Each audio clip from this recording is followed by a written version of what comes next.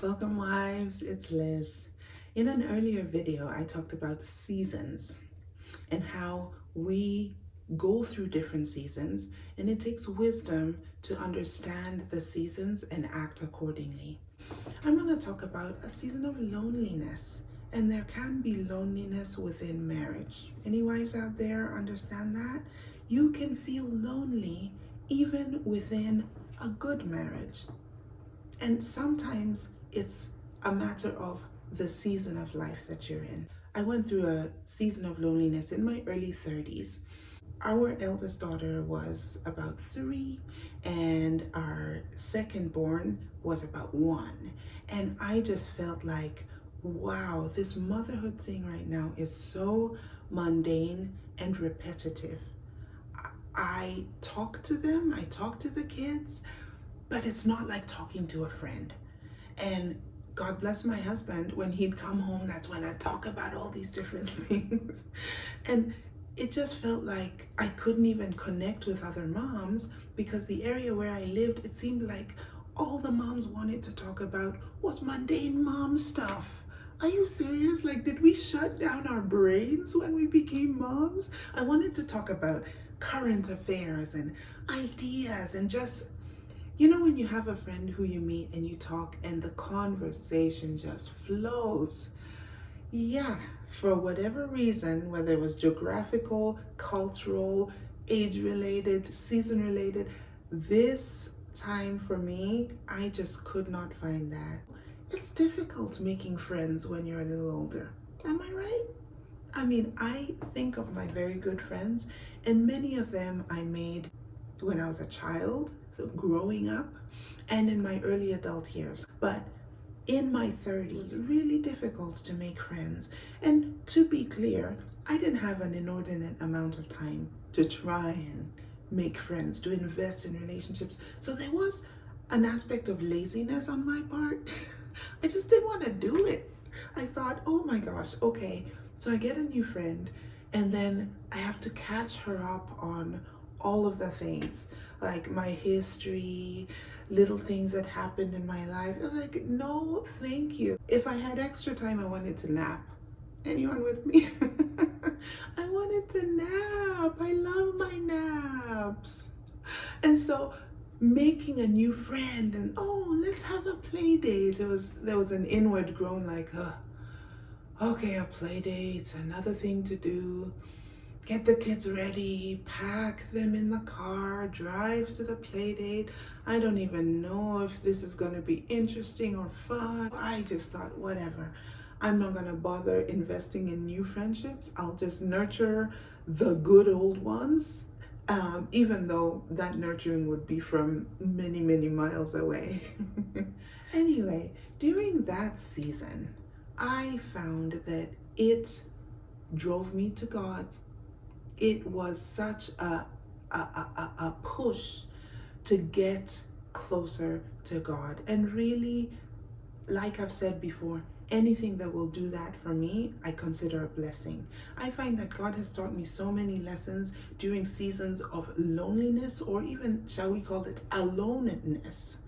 And yes, I was married the whole time, but my husband was at work during the day, and I was a stay-at-home mom, and I stayed home with these children, and it felt like, is this all there is? Is this all there is? But ladies, this too shall pass. Whatever it is that's going on, it will pass. We need to have a long view perspective of our lives, because if we get mired in the today, the now, this will never end, then we can make some emotional and rash decisions that can have far-reaching effects. So be patient with yourself, and most of all, run to God, run to Jesus. Jesus is the best friend you could ever have. All those things that you're expecting of your husband, that you're feeling kind of like, he's not filling that need, he's not, take it to the Lord in prayer. What a friend we have in Jesus. He is the best friend you can have. And you know what? When we take our needs to God, when we take our thoughts, our cries, our disappointments to God, guess what? That relieves the people in our lives of that weight of responsibility. Like, oh man, the kids don't have to worry, don't have to tiptoe around us like, oh, I wonder what mood she's going to be in. No, because we've taken it to God and dealt with it with Him. Our husbands don't have to worry that, man, how did I mess up this time? I wonder how I can salvage this. No, because we've taken it to God. And that's where it says the joy of the Lord is our strength. He gives us the joy to carry on through things that may not be ideal. I'll say it again.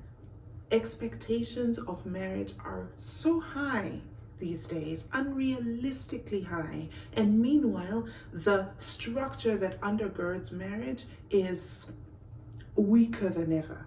And I think those high expectations contribute to our dissatisfaction. In fact, they are a main reason for our dissatisfaction. We think that our husbands are going to fulfill everything that we've ever wanted in a mate. Let's go to God as our sufficiency. He is all sufficient, all knowing, all loving. So He knows all of the things about us, the things that we try to hide, but He loves us anyway. And isn't that what we're all looking for? To be known and loved. So give your husbands a break. They can't do that for you. It's a little bit that they can do. But God, with God, all things are possible. He can do all of those things for us and more than we even know. Just encouragement for you all, whatever season you're in. If it's a season of loneliness like I was in, hang in there. It's not gonna last always. Don't sit at home and mope. If you want to go out and get some sunshine. Take a walk. Reach out to a good trusted friend. Try and maintain those social relationships. But there are some times when even the best efforts are not going to yield good results when it comes to relationships and friendships and all of that. So primarily, dig deep in God's word. Get to know Jesus. Make Him your best friend because He can handle it all. He can handle the happy times, the sad times. Lean on Jesus. He is the best friend. And it will not last. There'll be a new season when we're in winter, which we're in right now where I live. It can feel interminable, like it will never end. Oh my goodness, here's another day. But guess what? As time goes on, the season changes. So let's look at nature and realize that God is speaking to us. The season that you're in will come to an end. And be fully present in that season and learn everything that you need to learn during that time. Your season of loneliness is a great chance to dig your roots deeper into the Word, to rely on God for all of those needs that you need met. I hope that was encouraging. We'll see you in the next video.